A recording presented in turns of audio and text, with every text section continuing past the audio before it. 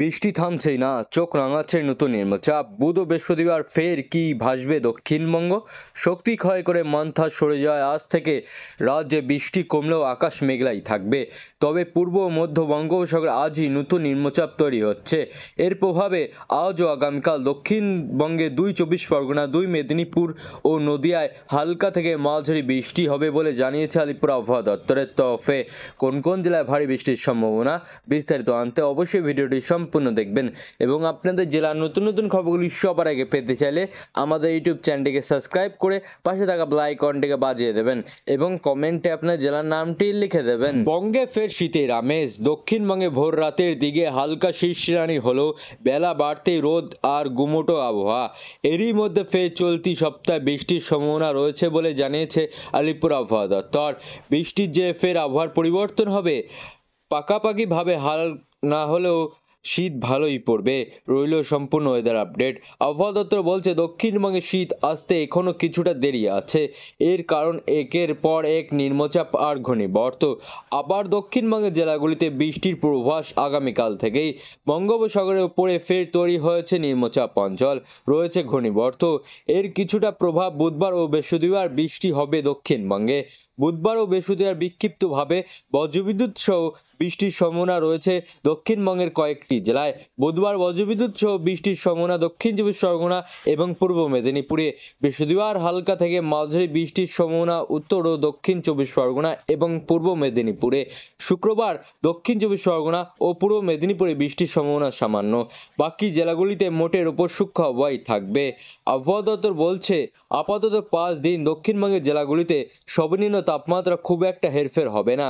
জাঁকিয়ে ঠান্ডা পড়তে এখনও কিছুটা অপেক্ষা। ঠিক কবে থেকে শীত পড়তে পারে সে ব্যাপারে পুষ্ট আপডেট মেলেনি। আবহাওয়া অফিস বলছে নভেম্বর খুব একটা শীতের আমেজ থাকবে না দক্ষিণবঙ্গে। শীত আস্তে আস্তে ডিসেম্বর হয়ে যাবে। উত্তরবঙ্গে কোথাও আপাতত বৃষ্টির সম্ভাবনা নেই। দার্জিলিং কালিম্পং রাতের তাপমাত্রা নেমে যায় 12 থেকে 13 ডিগ্রির কাছাকাছি। আবহাওয়া দপ্তর বলছে আগামী শনিবার পর্যন্ত দক্ষিণবঙ্গের সব জেলায় মোটের ওপর সূক্ষ্ম আবহাওয়া থাকবে। তাপমাত্রা আর কিছুটা কমার সম্ভাবনা আগামী সপ্তাহ থেকে। উত্তরপ্রদেশে সোমবার মান্থা ও ঝড় এবং পশ্চিমী ঝঞ্ঝার প্রভাবে বেশ কিছু জেলায় বৃষ্টির সম্ভাবনা রয়েছে। আবহাওয়া দপ্তরের পূর্বাভাস অনুযায়ী বৃষ্টির পর পশ্চিম দিক থেকে ঠান্ডা বাতাস বইতে শুরু করবে, যার ফলে তাপমাত্রা হ্রাস পাবে এবং রাজ্যে শীতের দাপট বাড়বে। পূর্বাঞ্চলে উত্তরপ্রদেশ একাধিক এলাকায় হালকা বৃষ্টি বা বৃষ্টির ঝাপটা পড়ার সম্ভাবনা রয়েছে।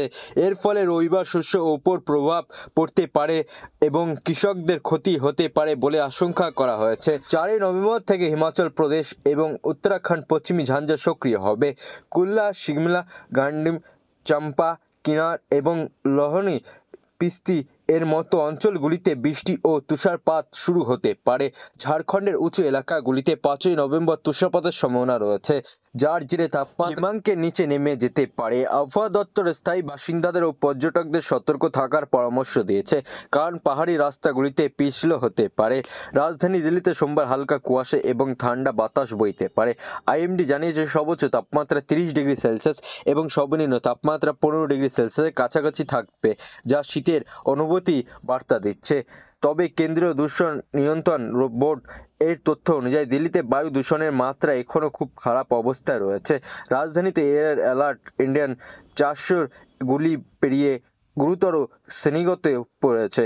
সিপিসিবি পরামর্শ দিয়েছে মানুষ যেন সকাল ও সন্ধ্যায় অপ্রয়োজনীয়ভাবে বাড়ির বাইরে না বের হন।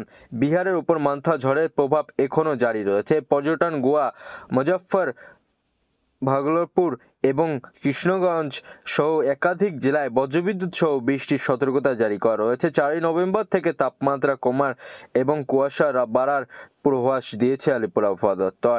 এইভাবে রাজস্থান নতুন করে পশ্চিমী ঝঞ্ঝা সক্রিয় হচ্ছে। 3 ও 4 জয়পুর, যোধপুর, উদয়পুর এবং কোয়াটে হালকা থেকে মাঝারি বৃষ্টিপাতের সম্ভাবনা দিয়েছিল। এরপর সর্বনিম্ন তাপমাত্রা প্রায় 4 ডিগ্রি সেলসিয়াস পর্যন্ত নেমে যেতে পারে।